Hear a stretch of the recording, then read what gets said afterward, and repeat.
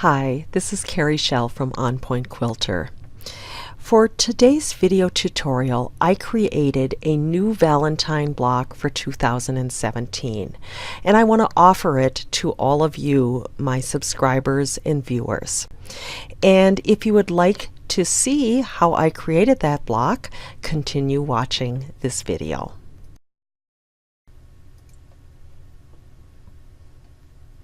Okay, to get started, I'm going to do a block, new block, and I'm going to do a patch draw block. Now, when you do a patch draw block, there is a tracing image, piece, applique, and color tab. I'm going to go to the applique tab, and I am going to select the pick tool. Now, notice that when I do that, this is going to open up some of the standard drawing options. So this is where you can set your width and height, but probably more importantly, you've got your snapping options.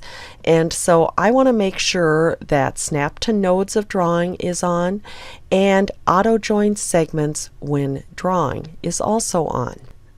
I'm now going to go ahead and bring in an image for tracing.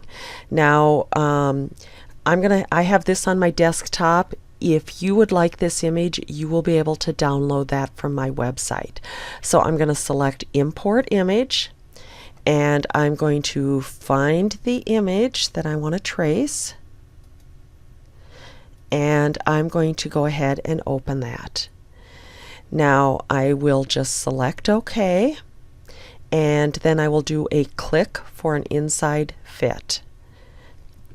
And I can change the lightness and darkness. I like mine fairly light to assist in actually seeing what I am drawing. And I'm going to go to the Applique tab, and I'm going to select the Bezier Curve tool, which is really my favorite item for drawing applique shapes. So I'm going to zoom in a bit just so you can see what I'm doing.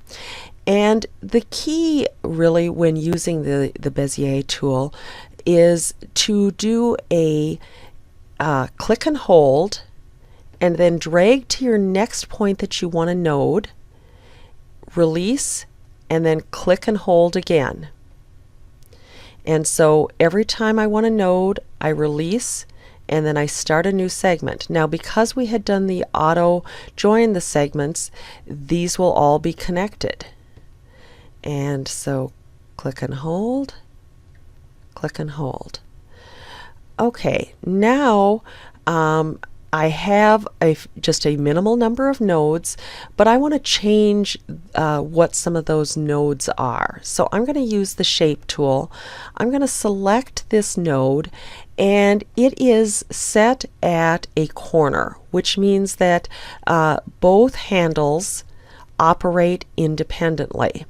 Now, to create the smoothest nodes, I like to actually make the node smooth. And so anything like these ones in the actual corners here, I love those to be corners. The rest of these, I'm going to go ahead and just change those to smooth. Now, as part of the applique, I can select either a node or an actual segment. So if I select this segment, notice that I can move the segment. I can also adjust the handles on either side of the segment. So let me select this one real quick, and I'm going to start by just adjusting. Sometimes I don't need to move the segment at all. I just need to play with the handles. You're going to find that the more that you play with applique, the more comfortable you are going to get using these particular drawing tools.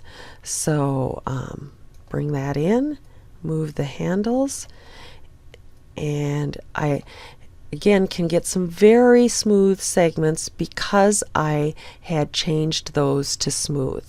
So that one looks pretty good, and I'll then pick up the Bezier tool curve again, and I'm going to go ahead and click, hold, release, and again just continuing to follow that. And again, it doesn't have to look good at this point because everything else is using that shape tool, and I change those to smooth. And now I can go ahead and adjust either the curves and the handles. And you can see how quick it actually is to work with some of those things.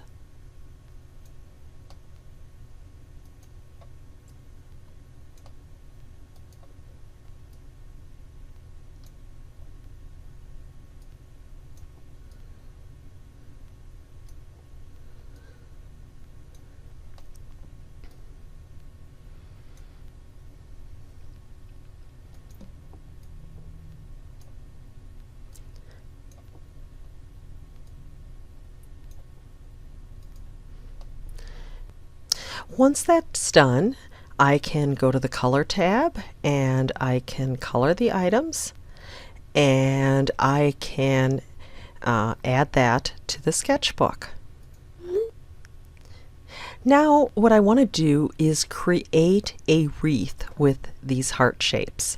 So I'm going to go back to the applique tab. I'm going to use the pick tool and drag a box over everything, and I'm going to select Wreath Maker. Now, one of the things I have found in working with Wreath Maker is it really is a lot of trial and error to get it the way you like it. So I will admit that I played with this a bit ahead of time, and the numbers that worked for me were a cluster of 6, cluster spacing of 30%, and a resize cluster of 60%. And so I'm going to go ahead and go with that.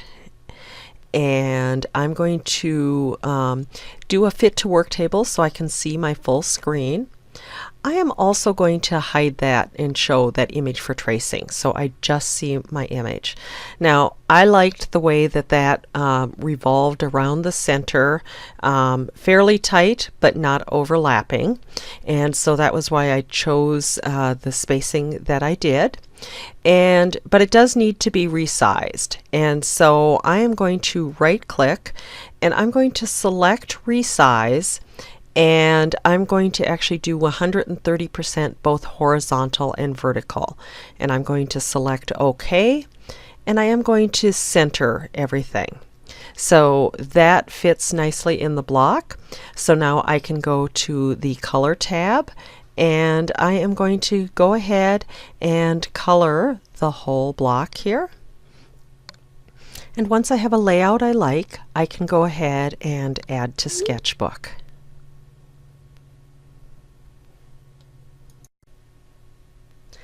Thanks so much for watching. I hope you enjoyed this tutorial on using applique and the Wreath Maker.